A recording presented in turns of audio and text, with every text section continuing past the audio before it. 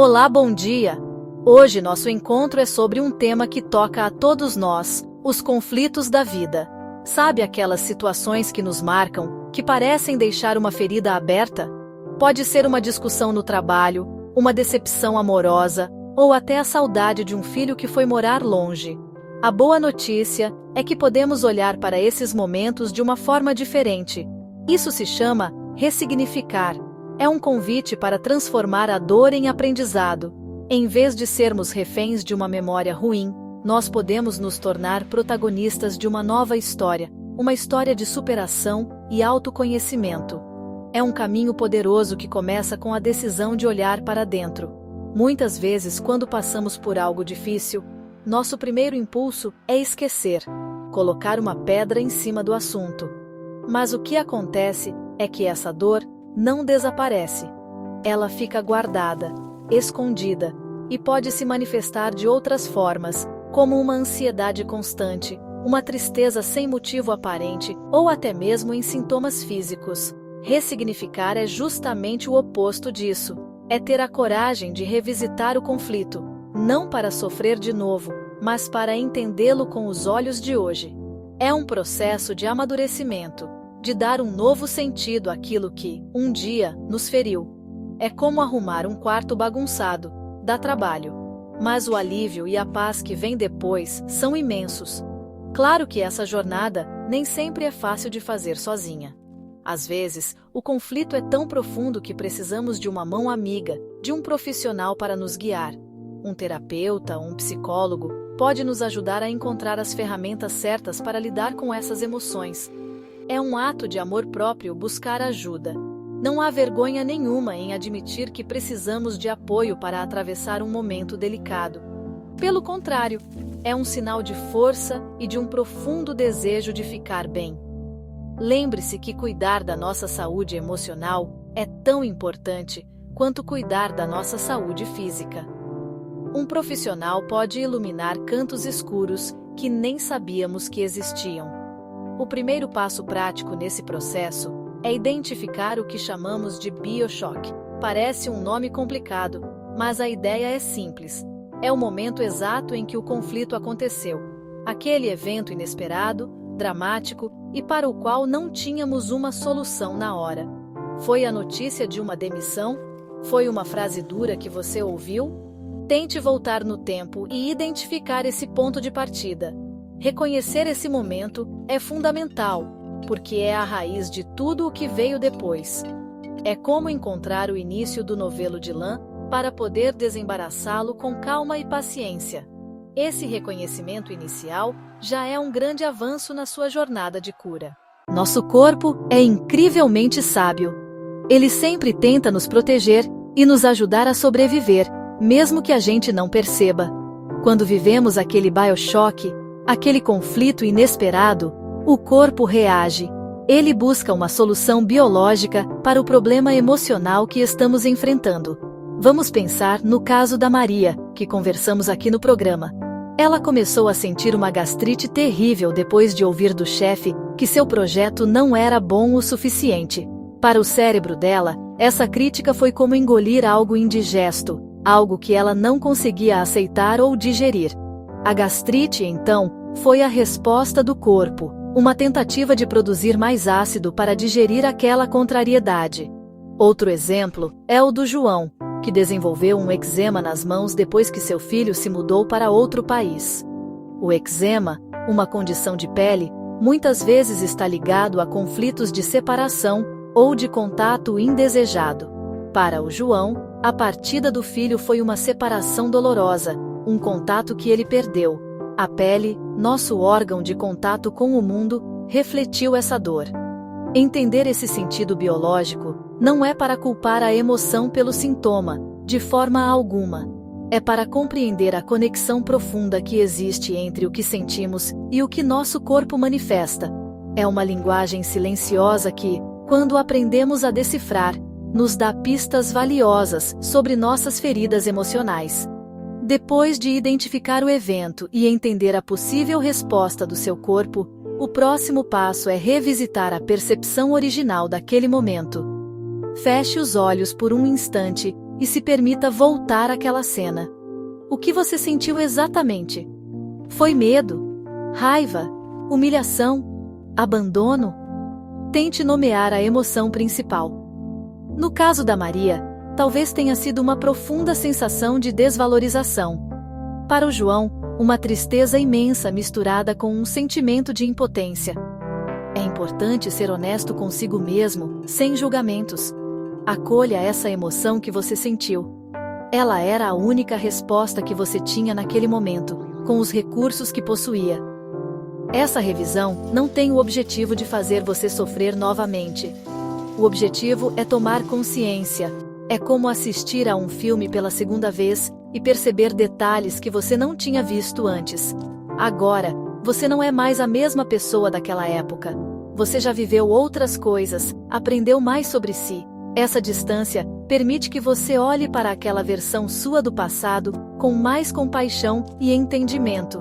Permita-se sentir empatia por quem você era. Reconheça a sua dor, a sua vulnerabilidade. Esse acolhimento é o que abre a porta para a próxima etapa, que é a da transformação consciente daquela memória. Agora vem a parte mais transformadora do processo: a virada de chave.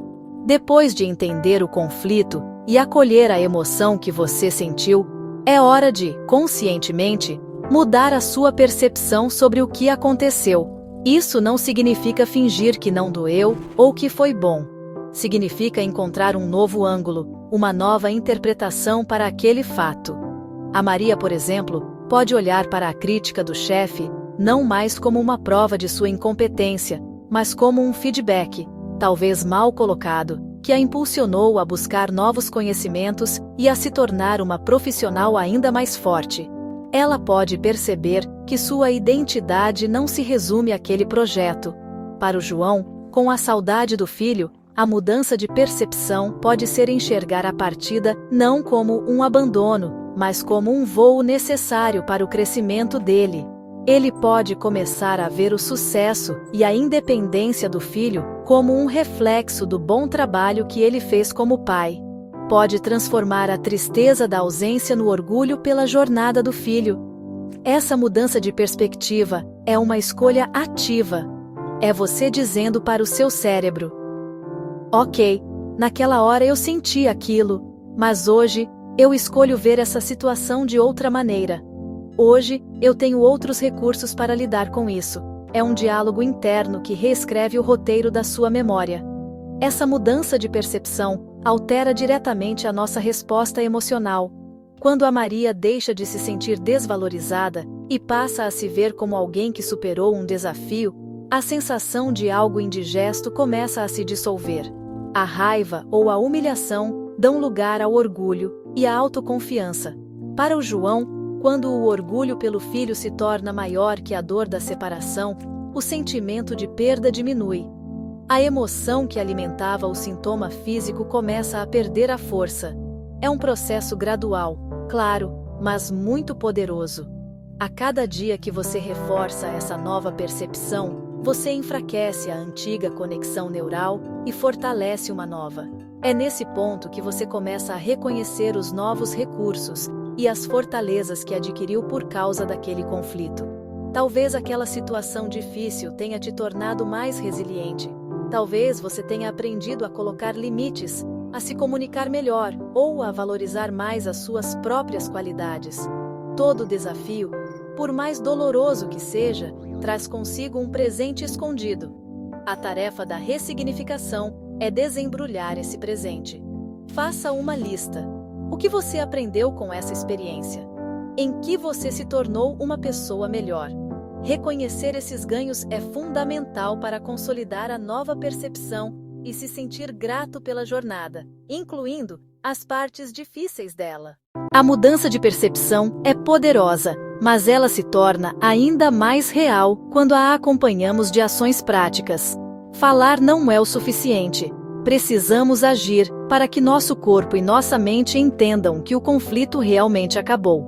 Para a Maria, uma ação prática poderia ser marcar uma conversa com seu chefe para dar seu feedback sobre como a crítica a impactou, ou simplesmente iniciar um novo projeto pessoal, no qual ela se sinta criativa e valorizada.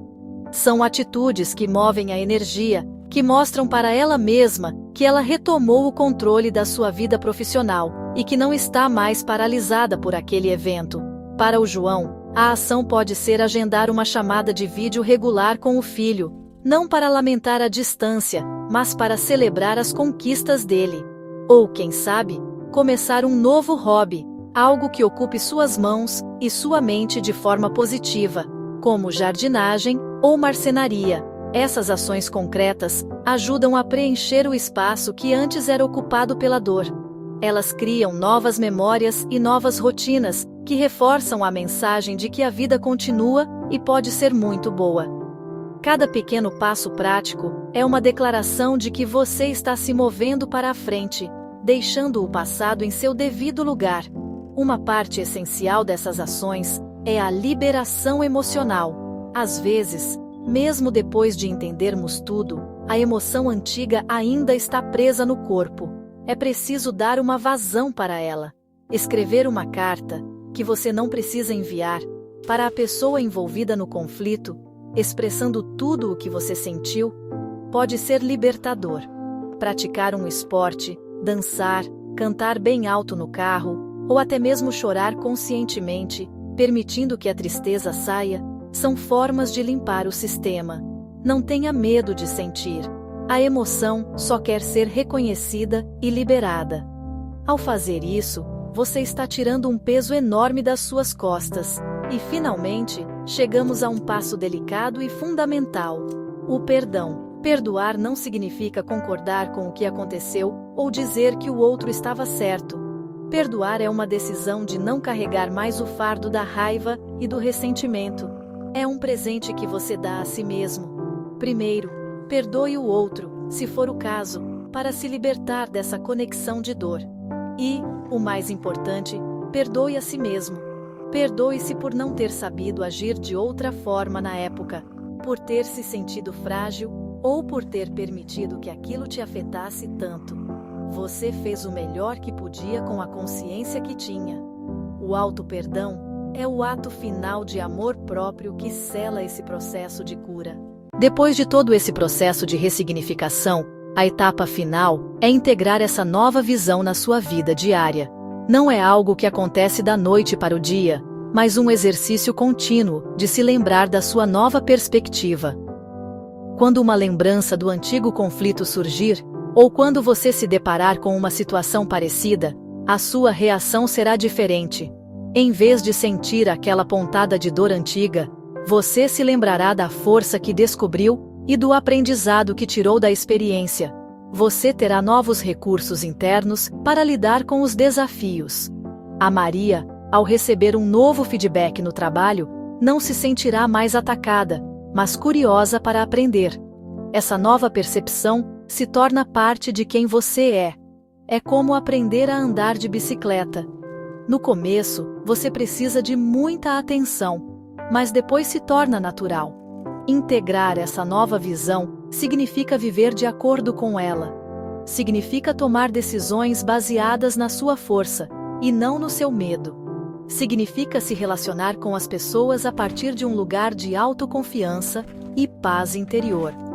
Aos poucos, você percebe que o conflito que antes definia uma parte da sua vida, agora é apenas um capítulo de uma história muito maior. Uma história de resiliência e transformação que você escreveu. E o que acontece com o corpo? Quando a mente encontra a paz, o corpo a acompanha. Ao ressignificar o conflito, a mensagem de perigo ou ameaça que alimentava o sintoma deixa de ser enviada. O cérebro entende que o problema foi resolvido emocionalmente.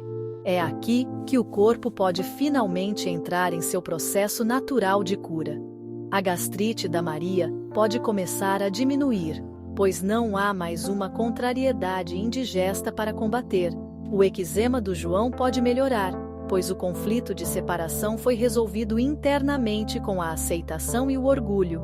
A cura física muitas vezes é um reflexo direto da cura emocional.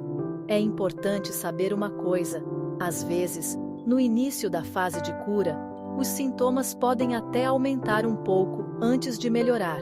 Pode haver mais inflamação, mais cansaço, mais secreção. Isso é o que chamamos de crise de cura. É o corpo trabalhando ativamente para se reparar, para expulsar o que não serve mais. Não se assuste. É um bom sinal, como a febre que mostra que o corpo está combatendo uma infecção. Confie no processo, descanse, beba bastante água e, acima de tudo, celebre a sua jornada. Ressignificar um conflito é um dos maiores presentes que podemos nos dar. É a prova de que, não importa o que aconteça, sempre temos o poder de nos curar e florescer.